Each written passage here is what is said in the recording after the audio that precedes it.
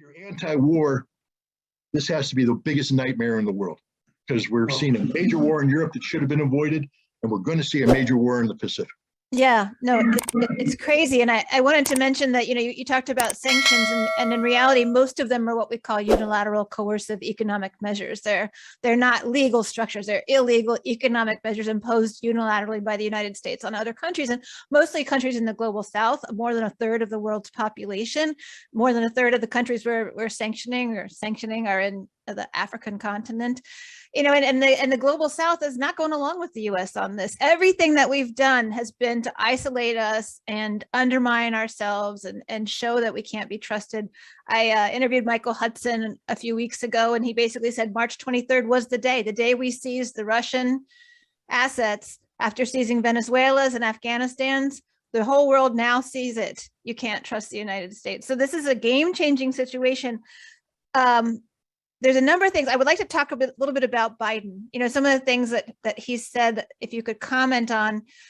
He's talked about, we just have to pay these higher fuel prices. We're all going to have to pay higher prices for food as a result of this. This is just the price that we pay.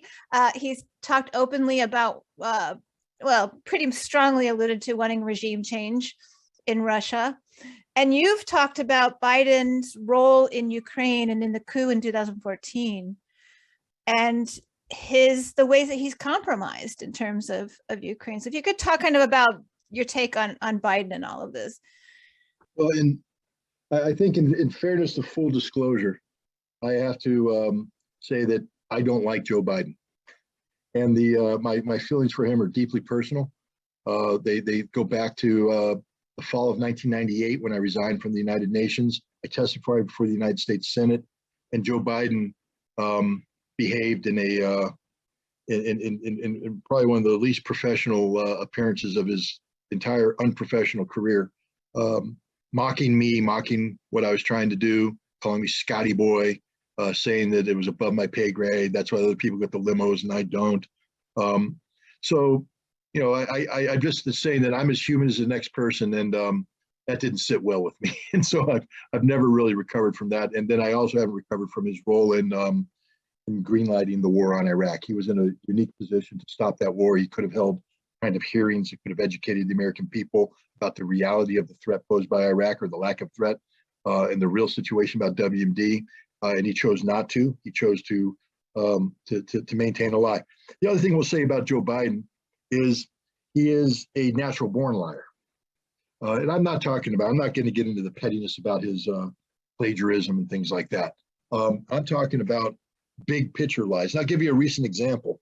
In July of last year, we had a situation where Biden made a decision he's going to pull out of Afghanistan. And he was starting to do that.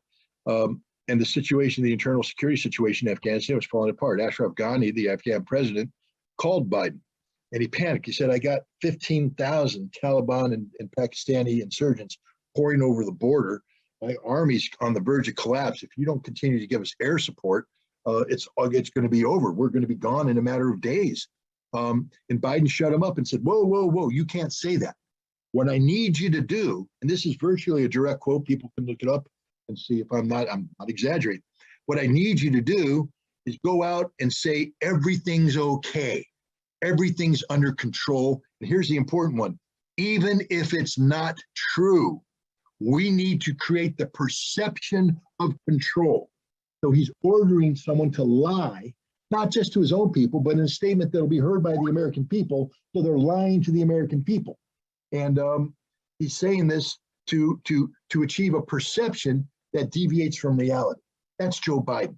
He is a liar. On Ukraine, he is compromised every which way but Sunday. We saw his involvement in the Maidan. He was involved, in shaping the Ukrainian government. We saw his direct interference with the prosecutor case. Where he bragged, "Son of a bitch, $1 billion." I mean, that's what he did. That's what he does. I'm not going to get into his son, except what the hell is this son who has no qualifications doing at on the board of a major energy money laundering group. Burisma is not a legitimate energy broker. It is a money laundering machine specifically there to create a mechanism to buy American politicians.